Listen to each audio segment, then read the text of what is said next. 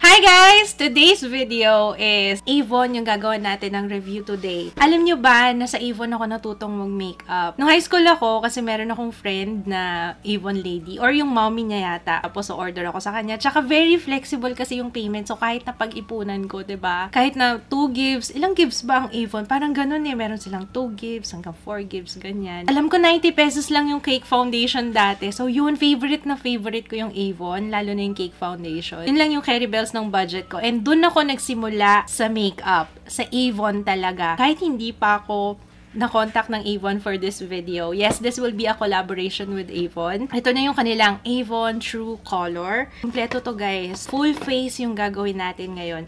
And gusto ko palang magpasalamat sa Avon kasi they explained to me na even though collaboration video to guys, in-encourage nila ako na kung paano ko ginagawa yung videos ko, yung first impressions ko. Ganun din yung gusto nilang gawin ko today. So let's start na. Try natin tong Skin Goodness Moisturizing BB Cream. Ayan yung itsura niya. Meron siyang SPF 20 PA++.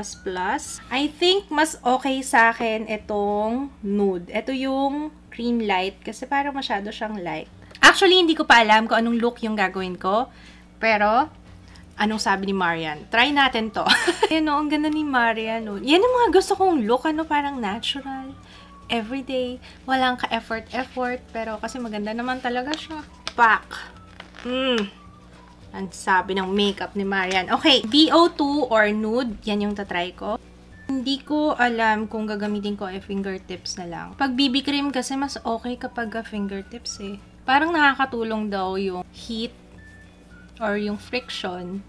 Ang bango, it smells good. Amoy lotion na girl na girl. Yung feeling niya, hindi siya malagkit. Para siyang nagiging powder finish. Alright, so ito siya on one side of my face. Ayan. Parang nag-brighten up lang yung skin ko pero hindi niya natakpan yung mga blemishes. So, since BB cream to, usually naman pag BB cream talagang walang coverage. Apply ko muna siya on the rest of my face. And saka natin ilalagay yung powder kasi feeling ko yung powder ang magbibigay ng coverage talaga eh. Dalawang shade lang talaga yung available. Light and nude. Ginamit ko yung nude. Ito yung darkest. Maputi pa siya sa akin. So, sana maglabas sila ng mas darker pa dito. Okay. So, right off the bat. Wow! Right off the bat. Yung finish niya, hindi siya malagkit. It's powder finish. So, ito yung klase ng cream na okay lang sa akin kahit fingertips yung gamitin ko kasi walang stickiness. Very comfortable. Parang wala lang. Pero yung coverage niya, ganun din. Parang wala lang. So, parang pina-brighten up lang niya yung skin ko. So, maasa ako dito sa oil control na dual powder nila. I will be using yung shade na Oriental. Tama nga ako na yung powder yung nagbigay ng coverage. Tingnan nyo, okay na siya. So, ito yung side na wala pa. Ito yung meron. And, bumalik yung yellow undertone. Kasi yung BB cream parang medyo may pagka-pinkish siya. I-apply ko na siya on the rest of my face. Pag nag-a-apply kayo ng powder using a sponge, ipat nyo lang sa skin. Kasi kapag kinayad yung ganun, yung BB cream na in-apply nyo dun sa ilalim, nagagalaw. Mas magandang pat lang. Smoothens complexion. Wala siyang malagkit na feeling and I think okay to para sa oil control. Let's see. Malalaman natin yan later. But for now, gawin na natin yung ating kilay. I will be using itong Glimmer Sticks Brow Definer in dark brown muna. Kasi hindi ako sure kung masyadong brown to or yung dun tayo sa black. Oh, I think yung brown okay na. Try ko tong soft black. Ito yung soft black. And then, yung brown. So, okay na siguro sa akin yung brown. May kulay kasi yung buhok ko. Creamy yung pencil, so madali siyang i-apply. So, kailangan magaan ang kamay dahil pag mabigat yung kamay mo, magiging makapal yung application. I-blend lang natin, ha?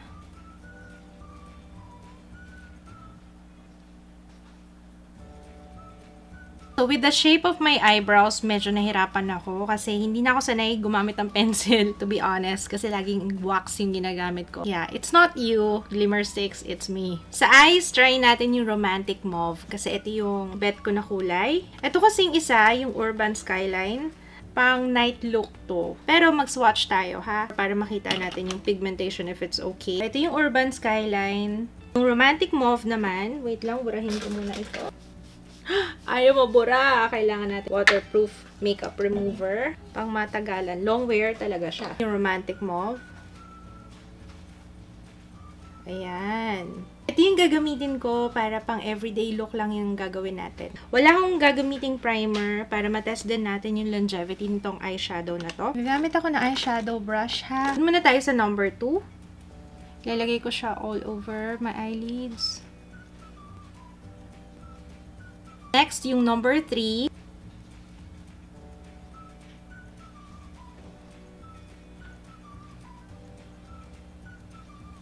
Clean blending brush para ma-spread out or matanggal yung harsh lines dito sa edges. Pang-blend lang to. And then, using yung number 4, ipapatong ko siya dito sa outer thirds. And then, yung number 1, lalagay ko siya dito sa inner corner ng eyes. Yung sa outer V. Gusto ko i-intensify. So, kukunin ko ulit yung number 3. And dito sa outer V. Okay, so napansin ko dun sa eyeshadow, especially yung may glitters, medyo nag-fall out siya. Pero hindi naman siya masyadong halata. Kasi the thing is, yung glitter is maliliit lang talaga. So gusto ko medyo smoked out. Merong color yung sa bottom lashes ko. So I will use yung number 3, bottom lashes. Glimmer Sticks eyeliner, blackest black. Wow! Black na black talaga. Just so hindi siya kakalat mamaya, isa-smudge ko na rin siya. Ayan. Ang kagandahan din sa pencil, kahit hindi perfect yung gawin nyo dito sa dulo, okay lang yan kasi isa-smudge mo naman siya. See, mas madaling gumawa ng winged. Since dalawa naman yung mascara, ditong sa side na to, itong Super Shock Max, and then the other side, yung lengthening mascara. Super Shock Max muna tayo. Na-try ko na to before, and yan ang problema ko sa kanya, malaki yung brush. Medyo na-overwhelm ako sa brush na. Wait lang, magla-lash curler muna ako.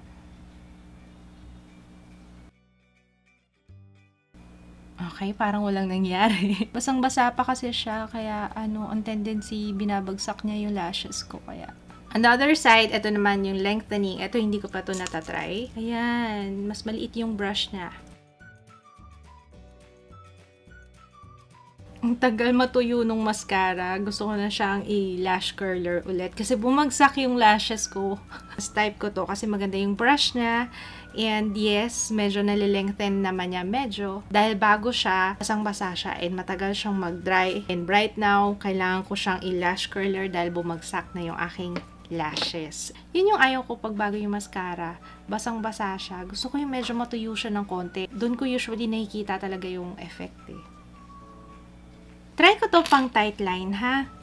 Kasi nakikita ko ilalim ng talukap ko. Medyo nakakairita. Uy, pwede! So, we can check kung magsasmudge siya later. Okay, so next, let's move on sa blush. Meron ako ditong tatlo. I have Rose Luster, Peach, and this is Cool Plum. This is Rose Luster, this is Peach, and then this is Cool Plum. Mas gusto ko yung Cool Plum. Meron siyang konting shimmer sa kanya, pero very, very fine naman. I don't like the brush.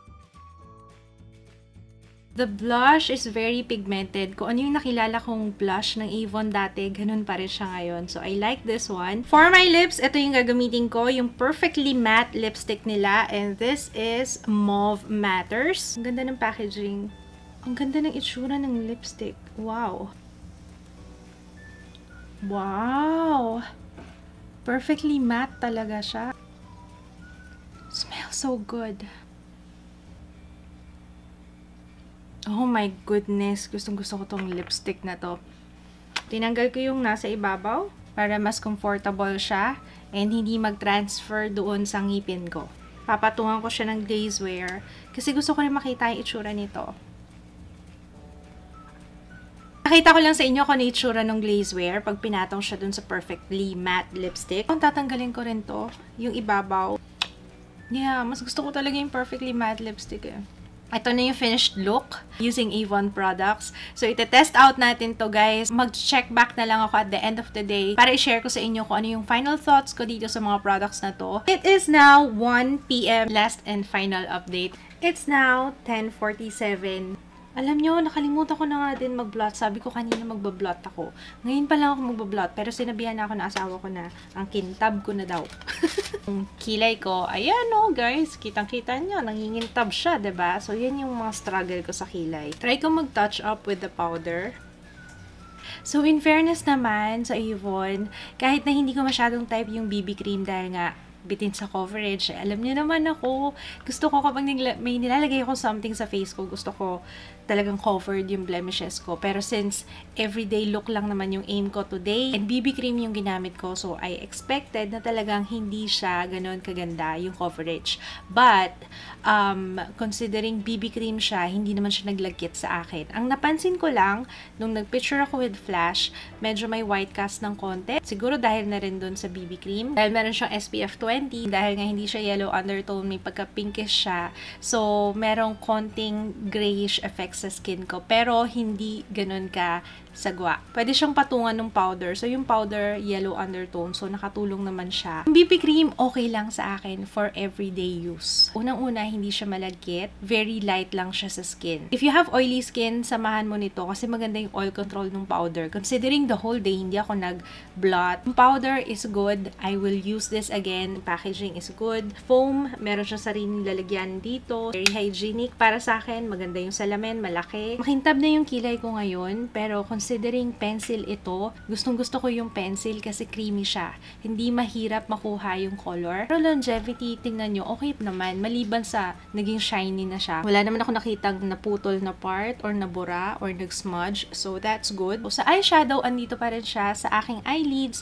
Pero, yung satin na shadow na nilagay ko dito sa inner corners, wala na. Itong eyeshadow, kailangan mo siyang gamitan ng eyelid primer. Yung eyeliner, up close, ito na yung itsura ng eyeliner. Yung nilagay ko dito na parang winged eyeliner, okay siya. As okay siya kapag na-smudge, guys, ha? Yung nilagay ko sa tight line ko, kanina, meron na akong tinatanggal dito sa gilid ng eyes ko. Yun ang problema ko sa pagta-tight line. Yung napupunta siya sa gilid ng mata ko dito. So, madali lang naman tanggalin kasi isang ganun ko lang tanggal na. Pero, kailangan ko pa rin i-check. So, sa tight line, hindi siya okay. Pero yung nilagay ko dito sa lids ko, okay pa rin siya. Ang technique lang, guys, is kailangan mo siyang i-smudge. Kung gusto niyo talaga ng hindi magsasmudge, I suggest yung liquid eyeliner ang gamitin nyo, wag pencil. Kasi yung pencil talagang merong tendency na magsasmudge siya. Mascara, yung sa lengthening, parang kulang siya sa volume. So, yung Super Shock Max, mas okay siya when it comes to volume. Lengthening, kanina mas mahaba, yung sa left side ng eyes ko. Pero sa Super Shock Max, na-maintain niya. Kung itsura niya kanina, yun pa rin. So, kanina, sabi ko, mas gusto ko yung lengthening.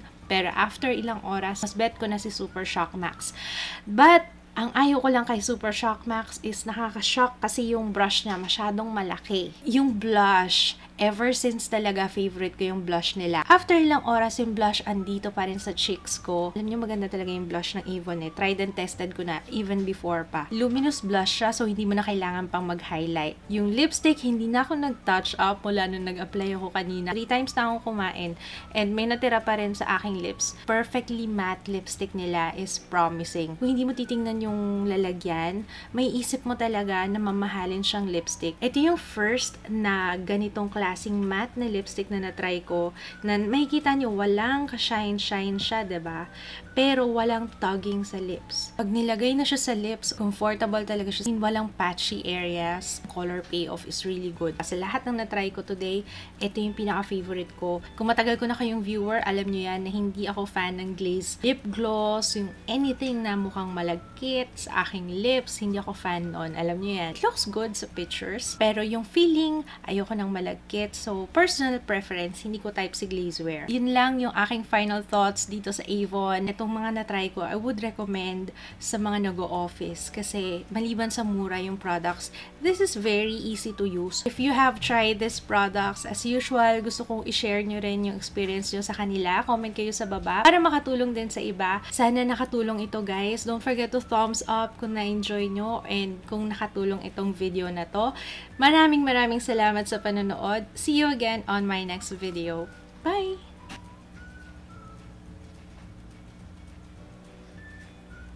Paano ba yung posing mo? Hindi ko kaya. Kahit anong ipilit ko. Huwag na nga.